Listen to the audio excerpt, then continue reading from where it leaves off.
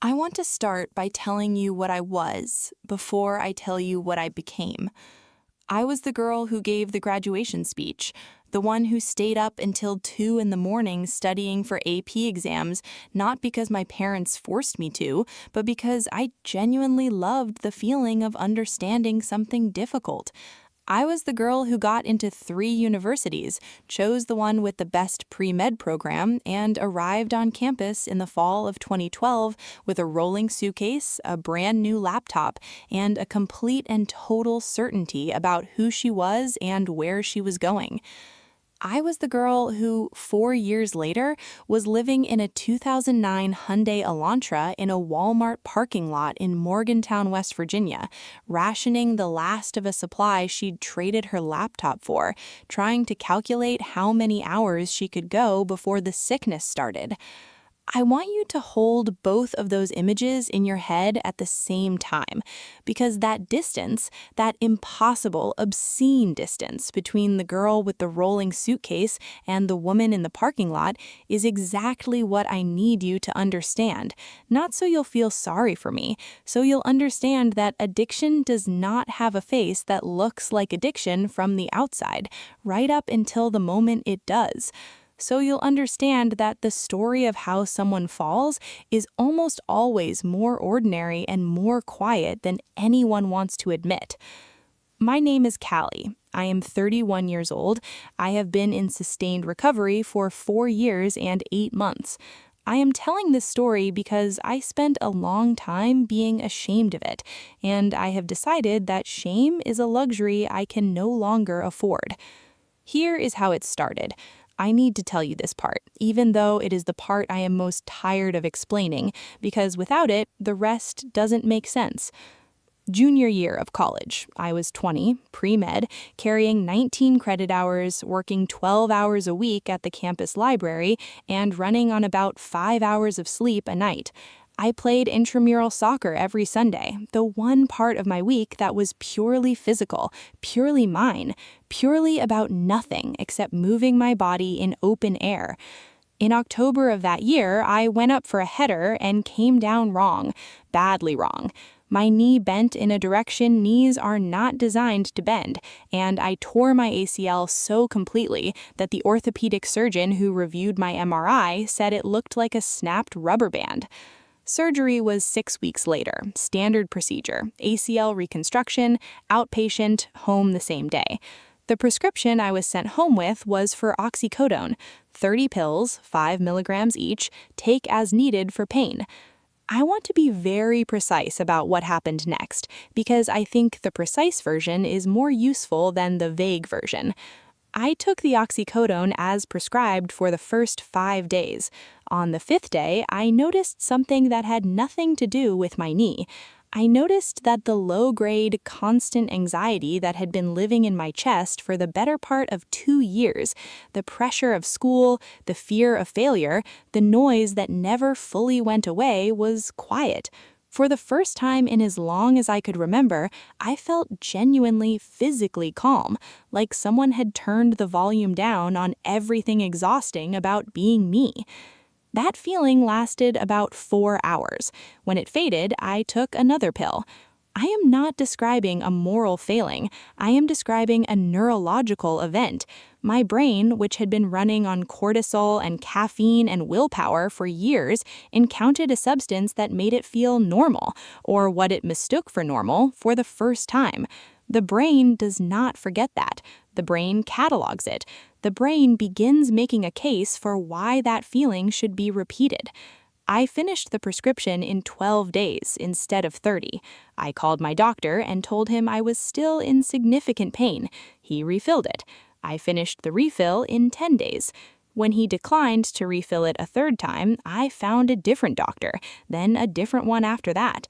This is called doctor shopping, and it is something I became extremely skilled at for a period of about 8 months. I was a pre-med student. I knew the vocabulary. I knew how to describe symptoms. I knew exactly what to say and how to say it. By the time I was 21, I was dependent on opioids and hiding it from everyone in my life with a thoroughness that required almost as much cognitive effort as my coursework. My grades didn't slip, not at first. My relationships didn't visibly suffer, not yet. From the outside, I was still the girl on track. Internally, every single day had reorganized itself around one central project, securing the next supply. The jump to heroin happened when the pills became too expensive and too difficult to source.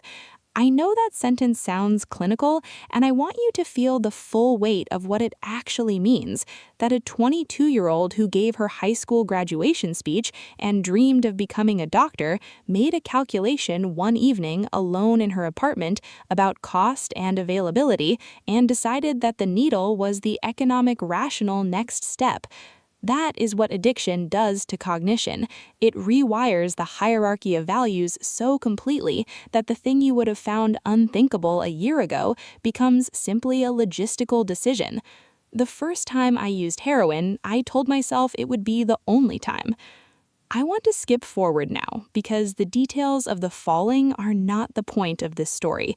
I have told them before, in meetings, in therapy, to myself in the dark. The point of this story is not the falling.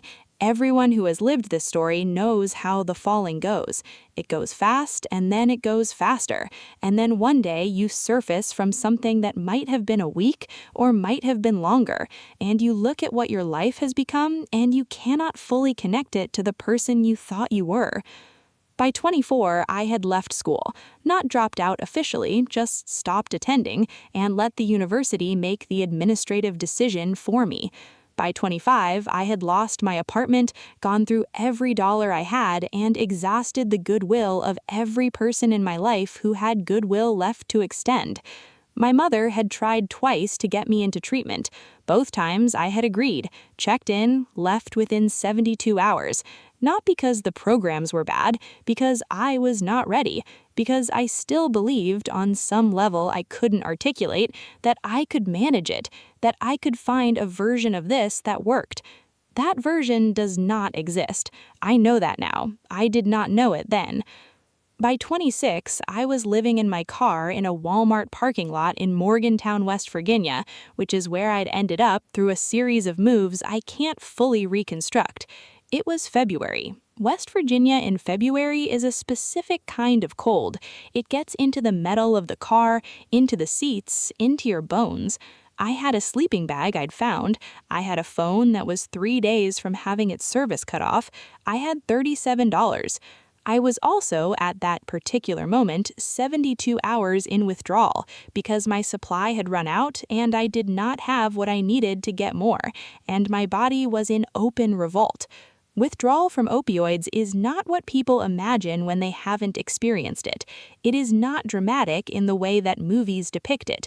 It is grinding. It is your skin crawling from the inside. It is your bones aching in a way that has no external source. It is nausea and sweating and shaking and a psychological desperation so profound that it reorganizes your entire reality around a single point. I was lying in the back seat of that Elantra at 2 in the morning, shaking under a sleeping bag, and I had a thought that was very quiet and very clear. I am going to die here. Not as a dramatic statement, just as a fact. A calm, dispassionate assessment of the trajectory I was on. If nothing changes, this is where this ends, in a parking lot at 26, alone. I don't know why that thought on that night did what it did. I had been close to that thought before without it moving me. Maybe it was the cold. Maybe it was the specific quality of the silence in that parking lot at 2 in the morning. Maybe I had just finally, completely run out of the capacity for denial. Whatever the reason, I picked up my phone and I called my mother. She answered on the second ring. It was 2 in the morning and she answered on the second ring, which tells you everything you need to know about what the previous 4 years had done to her sleep. I said, "Mom, I need help. I'm ready." She said, "Tell me where you are." She drove 3 hours in the middle of the night. She arrived at 5 a.m., pulled into that Walmart parking lot, and when she opened the car door and saw me, I will not describe what I looked like, but I will say that she did not recoil and she did not lecture me. She put her arms around me and held on, and she said, "I've got you. Let's go." That was the beginning of recovery, and I want to spend the rest of this story on recovery because it is the part that never gets told with enough honesty. Here is what they don't tell you. Getting clean is the first step, and it is not even close to the hardest one. I went to a residential treatment facility in Charleston, 28 days.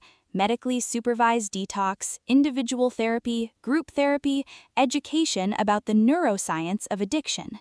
The staff were skilled and compassionate. The program was genuinely good.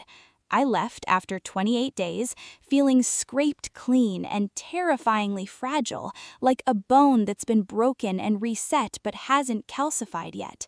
Then came the real work. The real work was discovering that the anxiety and the noise in my chest, the thing the oxycodone had quieted on that 5th day after surgery, had never gone away.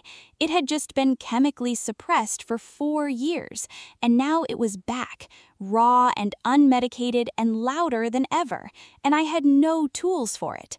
I had never developed tools for it because I had spent my entire conscious life either performing excellence or numbing the cost of that performance. Therapy, real therapy, long-term, committed, uncomfortable therapy, is where I started to understand that I had been anxious and perfectionistic and emotionally avoidant long before the first oxycodone pill. The pill had been a solution to a problem I had never named and never addressed. Recovery, then, was not just about stopping using, it was about going back and finding the thing I'd been running from and actually turning around to look at it. That process took years. It is still ongoing. The first year of recovery, I relapsed twice. I want to say that clearly because I think the narrative of recovery that gets told publicly is often a clean arc. Hit bottom, get help, get better. And that clean arc is not honest. Relapse is not a moral failure. It is a chronic illness with a complicated neurological basis. Both times I relapsed, I got back into contact with my support system within 24 hours. Both times I returned to treatment. Both times, the shame was enormous, and both times I had to make the decision to not let the shame be bigger than the will to try again. I got on medication-assisted treatment, buprenorphine, at the recommendation of my treatment team, and it was, without overstating it, the intervention that made everything else possible. I want to say this explicitly because there is still enormous stigma around MAT in recovery communities, and that stigma kills people. Buprenorphine is not substituting one addiction to another. It is a medication that stabilizes the neurological chaos that makes recovery so brutally difficult, so that the other work, the therapy, the meetings, the rebuilding, can actually happen. It gave me a floor to stand on. With that floor under me, things slowly, incrementally changed. I got a job at a grocery store at 27, stocking shelves at 6 in the morning. I had a pre-med transcript from a university, a gap in employment that I had to explain in job interviews, and a humility I had never possessed before. I was grateful for the job, genuinely grateful. I showed up early, I worked carefully. My manager, a woman named Donna who was in her 50s and had a no-nonsense warmth about her, promoted me to assistant shift supervisor after 8 months. I started taking one class at the community college, just one, Intro to Psychology, because I wanted to understand what had happened to me. I got an A. The following semester, I took 2 classes, then 3. At 29, I transferred back to a 4-year university, a different one, a smaller one closer to home, and re-enrolled in a health sciences program. Not pre-med this time, substance use counseling. Because somewhere in the process of being treated, I had understood that the people who had helped me most were the ones who had lived it themselves. The counselors in my treatment program who could say without flinching, "I know exactly what you're describing." I wanted to be that person for someone else. I am 31 now. I completed my degree last spring. I am a licensed substance use counselor, working at a treatment facility 20 minutes from where I grew up. I work primarily with young women, many of them with opioid use disorder, many of them with the same particular brand of high-achieving perfectionism that made the quieting effect of that first pill feel like coming home. I sit across from them in a room not unlike the rooms I sat in when I was the one in the chair, and I say things that I mean with every cell in my body. I say, this is not a character flaw. I say, the brain that got you here is the same brain that is going to get you out. I say, recovery is not linear, and it is not fast, and it is not the story that gets told in the inspirational posts, and that is okay. That is actually fine, because the real version is worth more than the clean version. I say, I have been where you are. I mean it. I have been exactly where you are. My mother and I have Sunday dinners now, every week without fail at her kitchen table, the same table she sat at when she got my 2 a.m. call. We eat and we talk, and sometimes we just sit quietly and watch bad television, and the ordinariness of it is the most precious thing I own. I still drive past Walmart parking lots and feel something complicated move through me. Not craving, that particular beast has quieted considerably with time and treatment. Something more like memory, like acknowledgement, like I was there, I survived that, I am here now. The girl who gave the graduation speech and the woman in that parking lot are both me.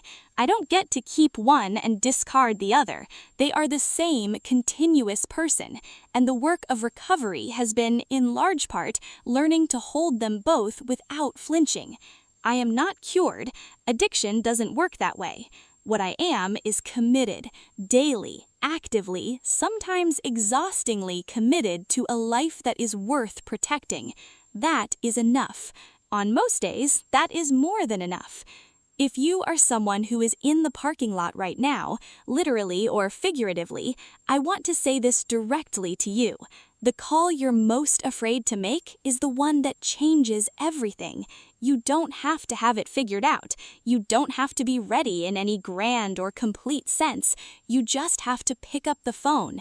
The person on the other end will answer. I know because someone answered for me.